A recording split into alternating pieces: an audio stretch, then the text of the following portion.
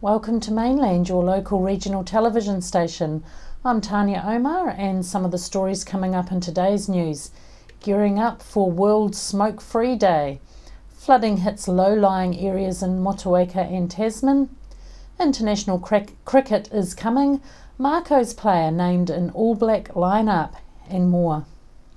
Heavy weather hit the Tasman region again on Friday night, causing isolated areas of surface flooding in Motueka and Kina areas. Periods of extremely high rainfall were experienced in Golden Bay in the early hours of Saturday, including 65 millimetres in 1 hour recorded at Anatoki and 53.7 millimetres at Collingwood between 1 and 2 a.m, resulting in surface flooding. Rivers in the district coped with the deluge and began to recede as the band of heavy rain moved north on Saturday. The Takaka Hill Road was down to one lane in places due to slips.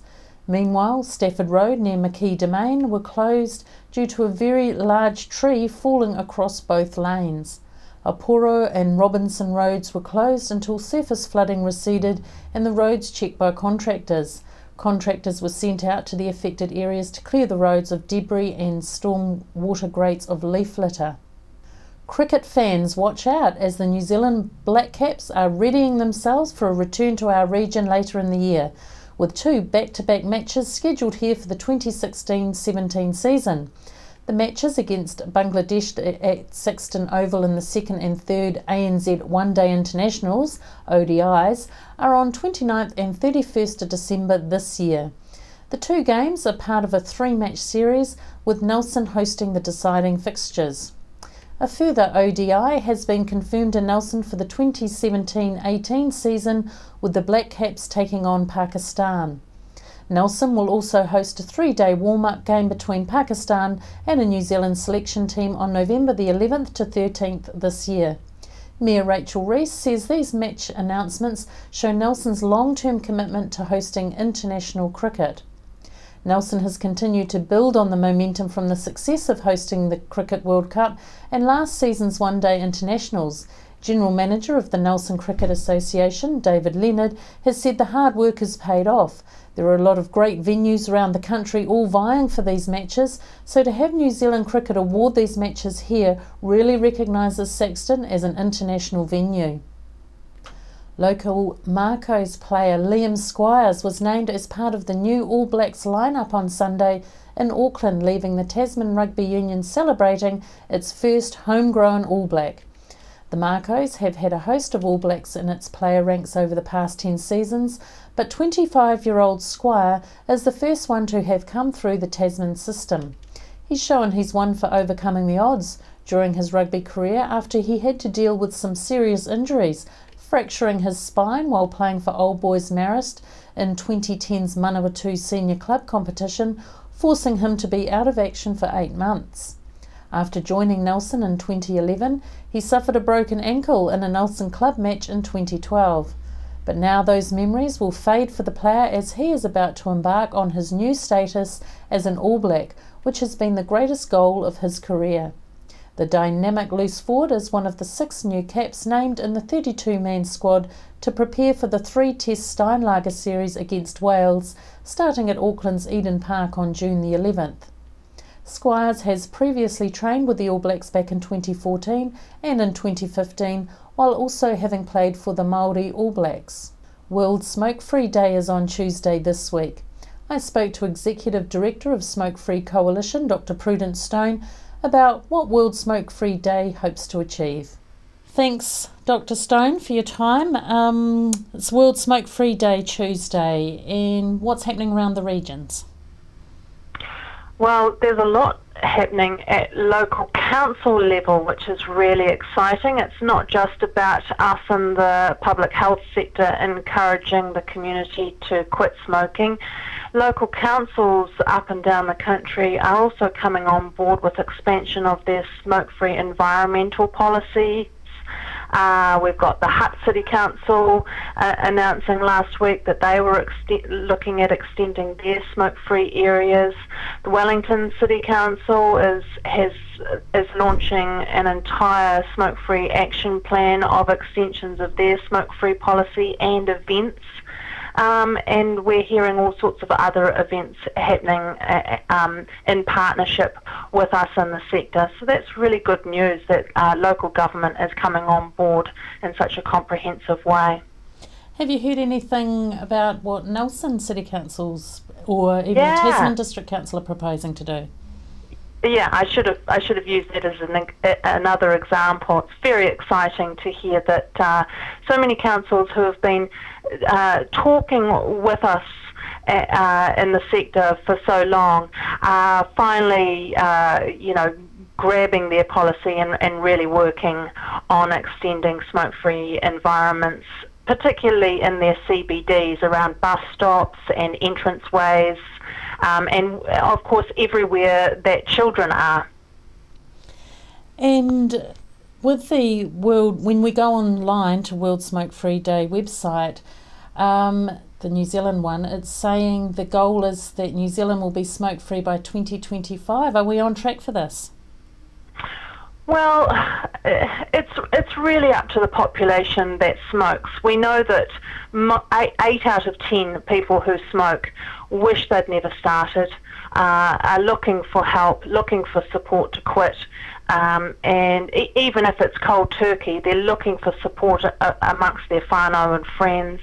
So it's really up to them to be really dedicated, and the whānau and friends around them to be dedicated in supporting them on their quit journey. It's tough, it's hard to quit, I've done it myself, and so it's all about the support we give each other in that quit journey.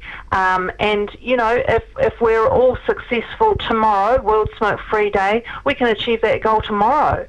It's really just up to that. We know that youth are not taking up smoking nearly as much as they used to, and that's because of the government measures to provide a higher price on tobacco, which completely prices tobacco out of youth's pocket. So, like never before, we've got year 10s not smoking like they used to, not taking it up like they used to. So that's a very good picture for our long-term vision. And then it's really up to the population that smokes right now on the ground to be dedicated and look for support and really give it a go tomorrow on World Smoke Free Day. Well, thanks so much, Prudence. That's actually covered everything that, because we went out and did some vox pops, and I think with some of the smokers out there, they were saying it's fine, the whole smoke-free thing, but the support around the addiction, and you covered that, and so that's great. Thank you so good. Thank you so much, and yeah, we'll cover it. Thank you for thinking of me. You're welcome. Thanks. I asked Miraka Norgate, the smoke-free health promoter for the Nelson Marlborough region, what's planned for our region on Tuesday. Well, thanks, Miraka. And what are we doing around Nelson, Tasman area for World Smoke Free Day? Well, in Nelson Marlborough, we've been visiting schools and promoting smoke-free with the youth teen fest that is about at the moment.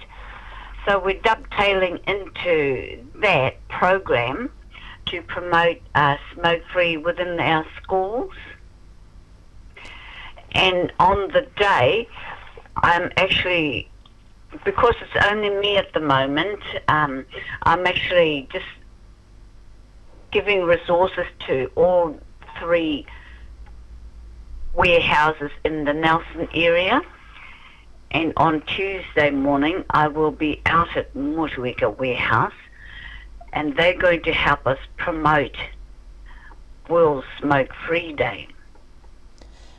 So I can't do it on my own, but collectively with businesses helping us or supporting us to promote this, I think it's a great option to get it out to all sectors of the community across all ethnicities and all age groups, and just making them aware of what is available if they want to give quitting a go as well.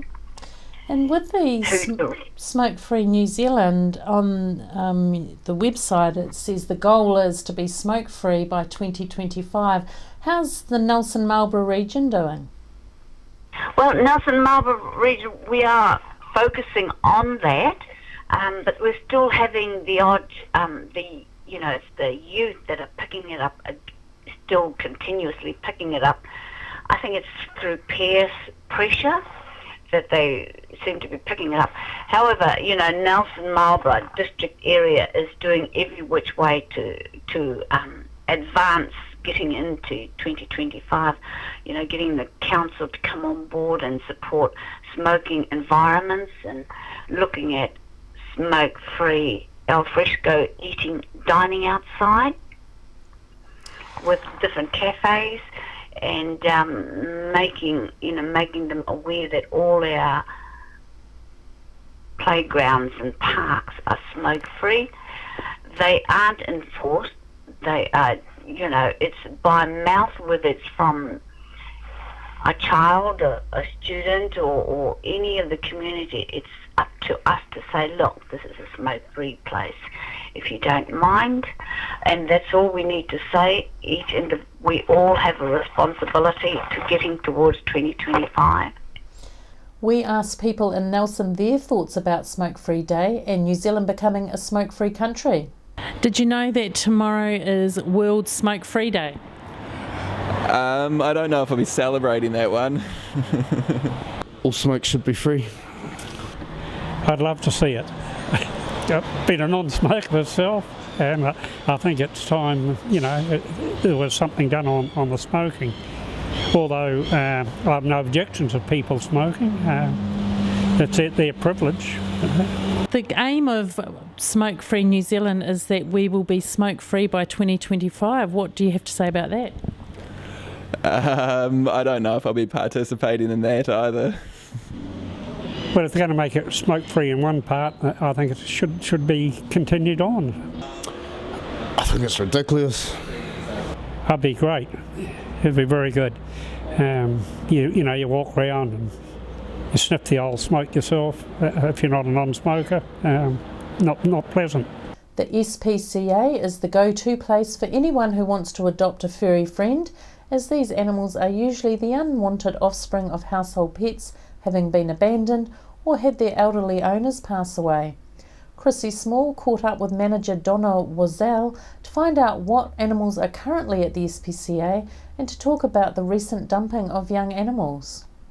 It's always great to come to the SPCA, and I see you get a lot of drop-ins, people coming to say hello to the animals, volunteers, lots of volunteers as well. Absolutely, lots of great volunteers here this morning. Robin's there cleaning the floors, we've got people helping out with the dog kennels, all sorts of things, fantastic. Yeah. Okay, now look, a bit of sad news, someone just dumped a load of puppies within the last few days on your doorstep. What is the correct procedure for people wanting to get rid of young puppies like that or young animals? They did. They dropped them down at the driveway. It was down at the end by the road, which was a little bit concerning for us because the lid was off the box. If the pups had got out and got on the road, it might have been early in the morning or even the night before, we weren't sure, so we were more concerned for their safety. At least they kind of did bring them to the SPCA.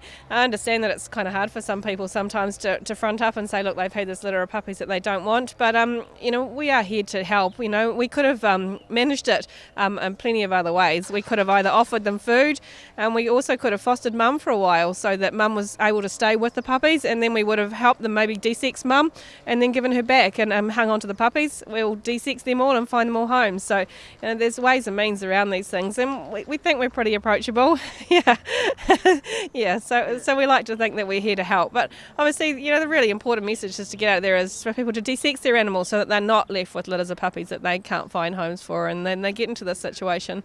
But I'm sure there's a very reasonable explanation behind what happened. We just wish we could have helped without the pups having to be away from their mum, really. Right. Okay, so the pups aren't actually at the centre here, they're being fostered at the moment.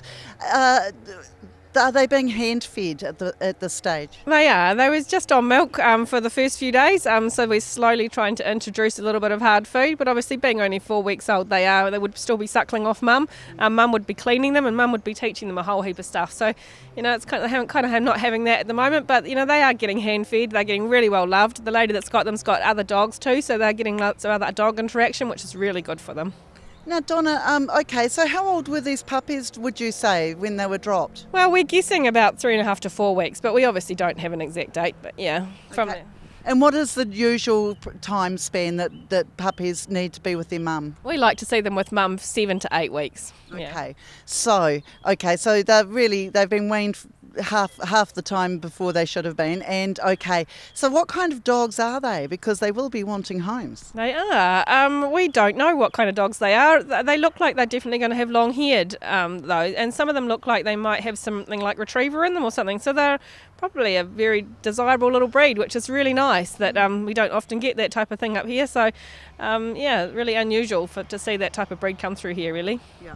Okay. Now, adoptions. Of course, you guys always have animals here for adoption. How are you going for adoptions at the moment? Okay at the moment. We do have a few dogs that have been here for a long time. A beautiful one, she's up in the paddock actually at the moment having a run. Her name's Spooky. She's really sweet. She's been here for a good 4 months now. She's high energy and she needs kind of a special owner, so that kind of thing's a bit hard on us. We really don't like to see them here long term. It's not good for them. We want to see them in a loving home. The dogs at this time of the year, people coming into winter think that they don't want to go outside, I guess, so they don't think to take on a dog, but so they tend to hang around a little bit longer, so yeah. And what about pussycats? I see you've got a few adult cats there. A few adult cats, just totally getting towards the end of the kitten season now for us. Although they are still coming through, just a few weeks old, so we will have a few kittens up for adoption, but pretty much all finished with the kitten season, which is nice. Yeah. Okay, so the sorts of homes that you're looking for, families or maybe older people who need a bit of company? For the cats? For the cats? For the cats, yeah, definitely. The cats, it's nice for some of the older cats to go to people that are sort of a bit like-minded. It's lovely, yeah, especially if they're home during the day. Cats kind of like company, don't they? So, although they're also pretty independent, so yeah. Yeah. So all the animals are de-sexed, of course, before they leave the building. But tell me, are they cats that are house trained? Absolutely, yes. All our cats go out house trained, or we try to make sure that they pretty much are. Even the kittens, which is really good. They're all using their litter boxes, and we give people lots of instruction on how to continue with that training with them. Yeah. Okay, so it's a good option, a great option actually, if you're looking for a gift for someone who's on their own and is a bit lonely. Come down to the SPCA and talk to Donna and the staff about that. And obviously end of kitten season, so mainly adult cats, eh? Definitely adult cats at the moment, yeah. Okay. They look so cute. Come down and rehome these animals, they really deserve it. Thank you so much. What would we do without the SPCA? Thanks a lot, Chrissy. How about donations? Absolutely, we're always looking for donations, and we're looking for old towels and sheets at the moment. If anybody's got any of those they'd like to give us, we're really appreciative of that too. A police focus on heavy vehicle safety across the South Island has seen over 1,000 heavy vehicles stopped and 104 infringement notices issued. The operation over 4 days during Road Safety Week from the 16th of May through to the 22nd has been successful, according to Commercial Vehicle Investigation Unit Manager Inspector Bruce O'Brien. He said the operation was not about issuing infringement notices, but about speaking with heavy motor vehicle drivers and reminding them of important safety measures they can take to keep the roads safe for themselves and all road users. During the operation, drivers were reminded of the need to be alert at the wheel, as fatigue is a serious risk factor for all drivers. It is important that motorists know that the big rig coming down the road is safe and roadworthy, and the driver is sharp and alert. Infringement notices were issued for a variety of offences, from mobile phone use and logbook omissions through to overweight or insecure loads and vehicles failing certificate of fitness standards. Some of the heavy vehicles stopped were showing signs of poor maintenance, with 35 vehicles classed as being unsafe and ordered off the road, while a further 13 vehicles' defects were identified that required immediate attention. The operation was undertaken with other road policing partners, and over the 4 days, checkpoints were held in Blenheim, Ashburton, Christchurch City and North Canterbury. Across the 4 sites, 33 infringement notices were issued in Christchurch City, 31 in Blenheim, 21 in North Canterbury and 19 in Ashburton. Mainland TV has installed new equipment at its Takaka Hill broadcast site to expand our reception coverage for those living in Golden Bay. We have also installed numerous security high-definition cameras that we will also use in our news, weather and other promotions. We would like to hear from viewers in Golden Bay on how they are receiving Mainland's 8 UHF Freeview TV channels and radio stations. Contractors last Thursday also installed high-speed wireless internet on our site that will be providing a high-speed internet service to many rural people who are unlikely ever to get fibre. Mainland will advise those rural people in a few weeks of when the new service will be fully operational and available for connection. After the break, we'll bring you the latest weather update and some events and happenings coming up from around the region. We're the team at JCar, right here in Nelson, 120 Hardy Street. Our shop is full of electronic items, including security alarm systems, electronic components, solar and power, electronics toys,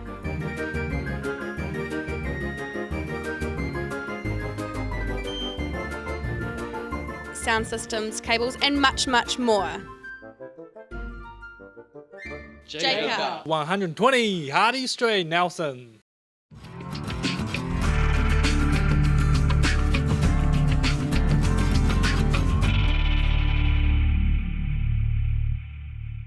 Hi there, Julian Toon, Waimea Telecommunications. We install and maintain domestic and commercial satellite TV, UHF Freeview and Mainland TV installations in the Nelson, Tasman regions. We specialise in Panasonic telephone systems and provide communications, Wi-Fi, IT and wiring for internet, fibre, computers and DSL systems. At Waimea Telecommunications, we also provide specialist electronic systems for features such as a security camera you can watch on your TV, visitor alert systems and much more. Improve your security and communication and entertainment today. Call us on Waimea Telecommunications on 021 472297, ytel.co.nz. World War I was a defining period in our history, impacting greatly on the lives of people from the Nelson province. Memories of the First World War is an exhibition which will be displayed in a number of regional venues and is currently on at the Nelson Provincial Museum. Why would you want to pay as much as $1,000 for a single bed mattress when you can buy a high quality locally made mattress like this for as little as $220? And a queen size mattress could cost you in excess of $3,000, but at Nelson Beds you could have a mattress like this as low as $425. So why would you go out and spend a fortune on your child's bedroom when you can come to Nelson Beds and buy a complete single mattress and base set, a 7-drawer Scotch chest, a headboard and a 3-drawer bedside cabinet for as little as $979. So call and discuss our custom manufacturing options and local after sales service at Nelson Beds, Nelson's only bedding manufacturer.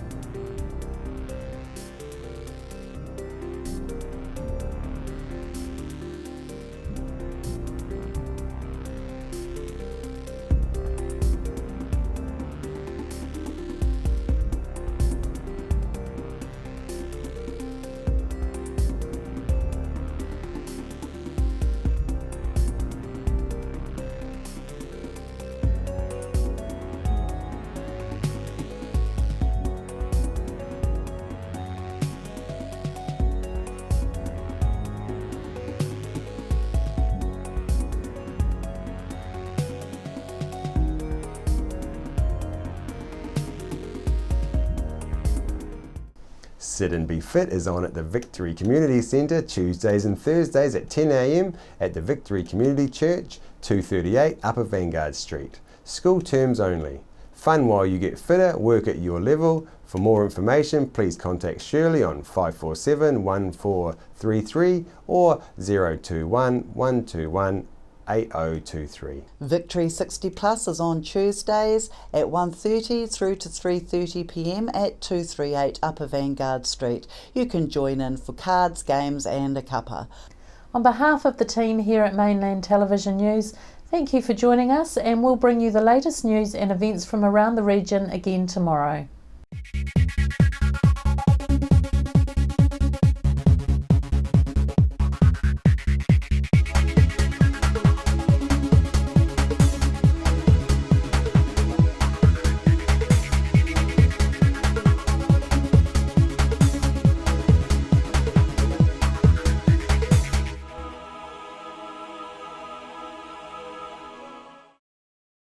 Supporting local content so you can see more of New Zealand on air.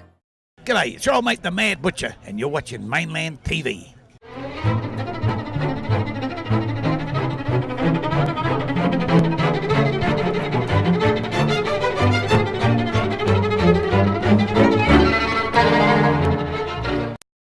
Nelson Tire Center. Great prices, great service. Buy your own Bryford trailer. All types, all sizes. See Colin Douglas for your tires and batteries.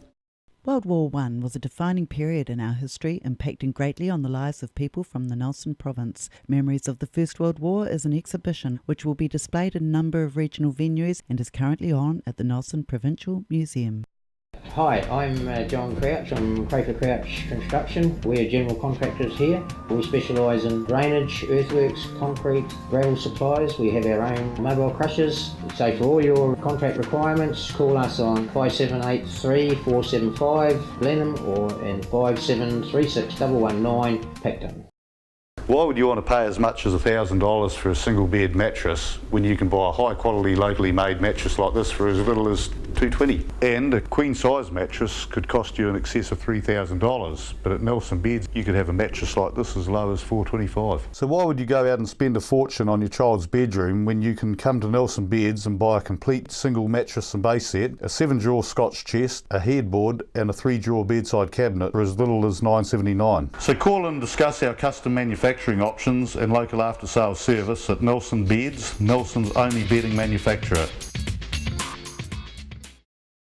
Are you looking for a scooter, walker, wheelchair, baby seats or pushchairs? Then come in and see the Nelson Region Specialist at Mobility for You, 269 Queen Street, Richmond, opposite the library. We have a huge selection of scooters, walkers, wheelchairs and accessories, along with a free booklet guide. We also provide a breakdown service if you ever get a puncture or a flat battery.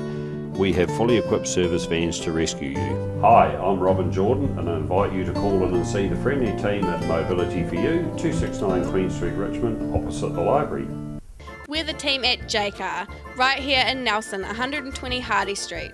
Our shop is full of electronic items, including security alarm systems, electronic components, solar and power, electronics toys,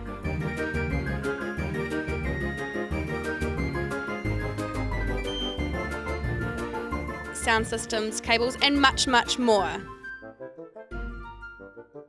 JCar. 120 Hardy Street, Nelson. Hi there, Julian Toon, Waimea Telecommunications. We install and maintain domestic and commercial satellite TV, UHF Freeview and Mainland TV installations in the Nelson, Tasman regions. We specialise in Panasonic telephone systems and provide communications, Wi-Fi, IT and wiring for internet, fibre, computers and DSL systems. At Waimea Telecommunications, we also provide specialist electronic systems for features such as a security camera you can watch on your TV, visitor alert systems and much more. Improve your security and communication and entertainment today. Call us on Waimea Telecommunications on 021 472297. ytel.co.nz. From Cresswell's on Market Street, we've fitted footwear for all seasons, all reasons. For summer times in the Sounds, for solid support on the sidelines, for social events around town, for good times round the grapevines. That's why at Cresswell's we believe in fitting footwear correctly so you get the best out of quality shoes and sandals and can then get the best out of life. Cresswell's special service, it's unique, helping keep Marlborough on its feet. for over 60 years.